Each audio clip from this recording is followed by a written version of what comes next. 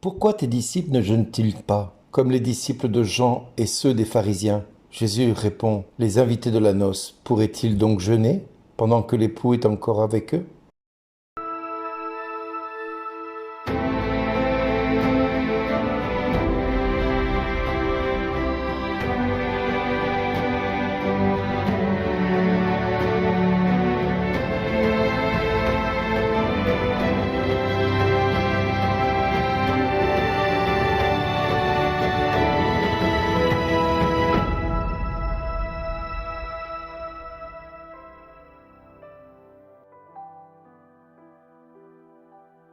Bonjour les amis, aujourd'hui l'Église nous parle du jeûne, de l'unité des chrétiens et de l'obéissance. Quel est le point commun entre ces trois choses? Il y a lieu de se poser des questions par moments, vous reconnaîtrez comme moi. Qu'est-ce que vient faire le jeûne? Qu'est-ce que vient faire l'unité des chrétiens? Et qu'est-ce que vient faire l'obéissance? Eh bien, saint François de Sales va le résumer en une phrase. La dévotion doit être exercée de diverses manières. De plus, la dévotion doit être pratiquée de manière adaptée aux forces, aux projets et aux activités particulières de chacun.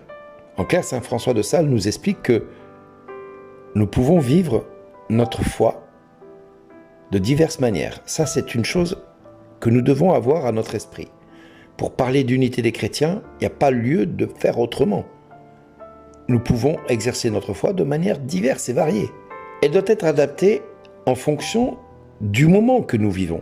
C'est-à-dire, il y a des jours où je peux, il y a des jours où je ne peux pas comprendre certaines choses, il y a des moments où je comprendrai la pensée de l'autre, la croyance de l'autre, et j'essaierai de faire avec, mais avec ce que je suis, avec les forces du moment.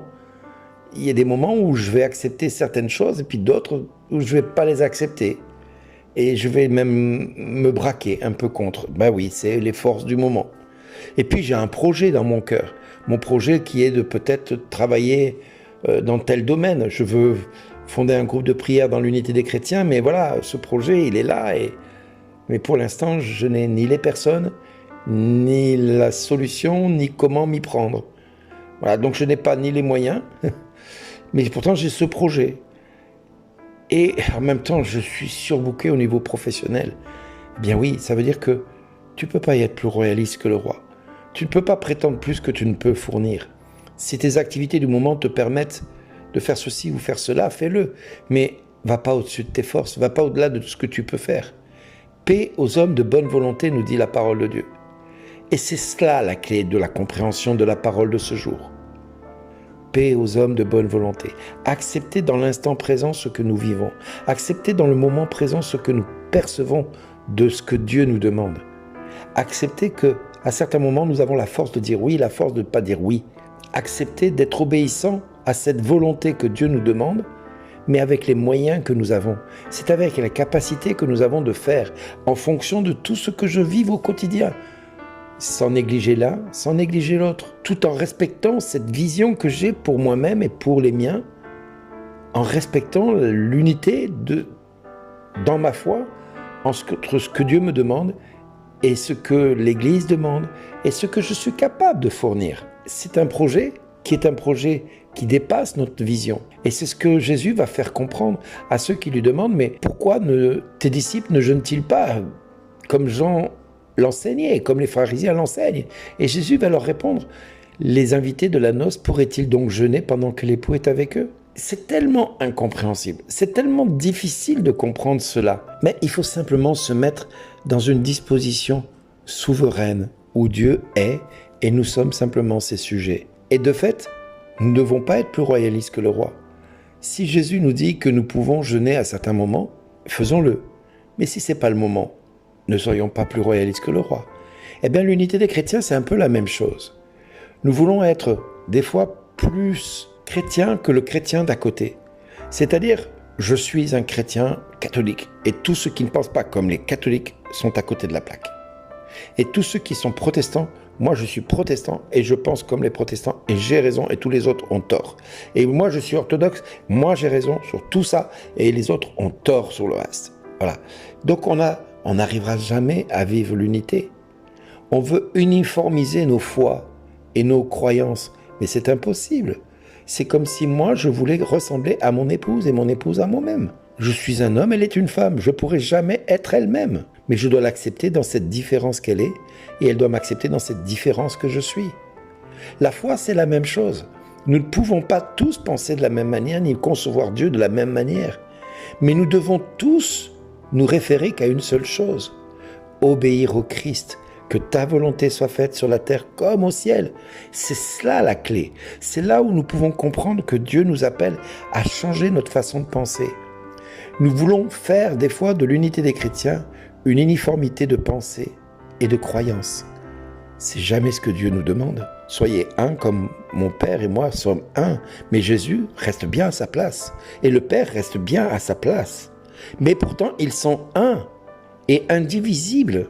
Et ils accomplissent l'un et l'autre leur fonction dans leur position trinitaire en respectant la dimension du Saint-Esprit qui est lui encore un, tout en étant différent du Père et du Fils. Comprenez bien que si Dieu lui-même, qui est trinitaire, accepte d'être différent d'une personnalité à une autre, Père, Fils et Saint-Esprit, tout en étant un, c'est donc possible d'être chrétien sans penser comme l'autre, sans concevoir comme l'autre, sans croire comme l'autre, parce que Dieu est aussi différent que le Père est différent du Fils et différent du Saint-Esprit. Nous pouvons être un si nous acceptons l'autre tel qu'il est, dans sa capacité, dans sa diversité, dans sa différence de croire et de pratiquer. Ne confondons pas l'œcuménisme et l'unité des chrétiens. Ne confondons pas non plus dialogue interreligieux et l'unité des chrétiens et œcuménisme.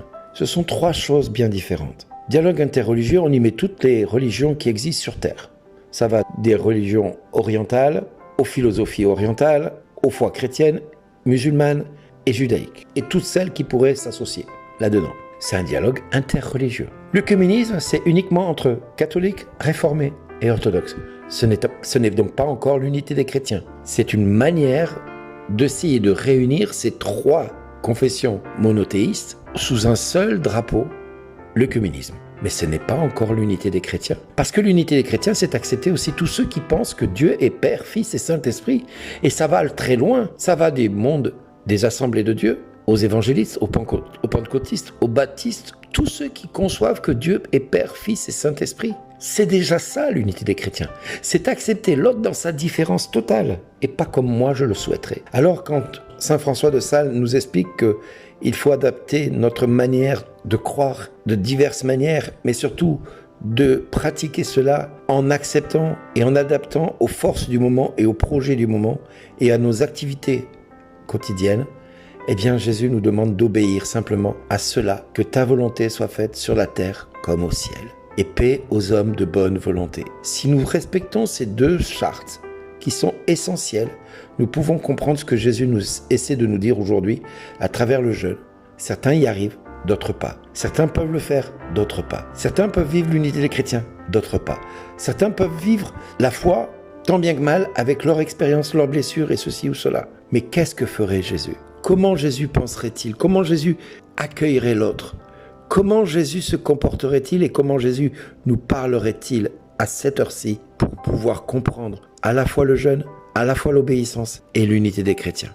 Comment Jésus, lui, vivrait-il cela à l'instant T? C'est toute la question que nous devons nous poser. Et un seul mot d'ordre doit nous réunir. Il n'y a pas de plus grand amour que de donner sa vie pour ceux qu'on aime. Aimer, c'est aimer ses ennemis, c'est leur souhaiter du bien. Aimer, c'est faire du bien à ceux qui nous entourent, car c'est à l'amour qu'on aura les uns pour les autres que l'on sera reconnu comme ses disciples. Ce n'est pas en ayant une pratique telle ou telle manière qui va faire de nous de bons chrétiens, de bons catholiques, de bons protestants, de bons orthodoxes, de bons évangéliques. On s'en fout de ta manière de pratiquer, parce que tu l'adaptes avec ce que tu es, au moment où tu es, et comme tu peux, avec les projets que tu as dans ton cœur et avec les activités de ta vie de tous les jours. Voilà ce qu'il ne faut pas confondre entre unité et uniformité, diversité et division, parce que l'unité des chrétiens passe par l'acceptation de ce que l'autre conçoit et de ce que l'autre peut et de ce que Dieu demande.